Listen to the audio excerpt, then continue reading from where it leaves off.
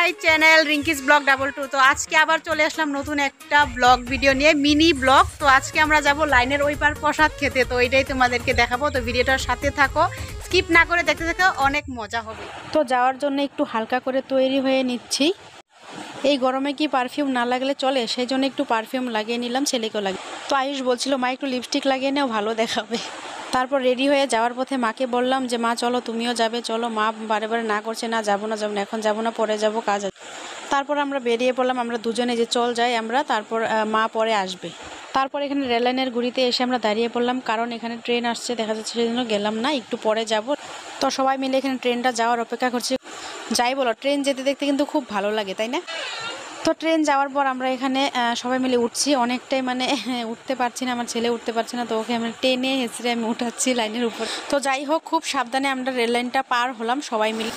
তো ফাইনালি আমরা চলে আসলাম পুজো বাড়িতে। এখানে বিপত্তারিণী পুজো করা হচ্ছে। তোমরা দেখো এখানে মানে বক্সের ফেসিলিটি খুব ভালো করেছে।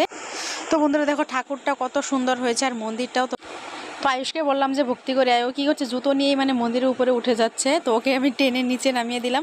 নিচে নামিয়ে বললাম যে এখান থেকে ঠাকুরটা ভক্তি করো ভালো করে, ঠাকুরের কাছে। তো এখানে প্রসাদ দেওয়া হচ্ছে। তো আমার খিচুড়ি খুব ভালো লাগে, খুব পছন্দের। তো এখানে আয়ুষের জন্যও নিয়ে নেব নি কিনা ওটা বলছিলাম, তো কাকি বলল যে নিয়ে নেও। তো কি সুন্দর গান বাজে, তোমরা একটু শোনো।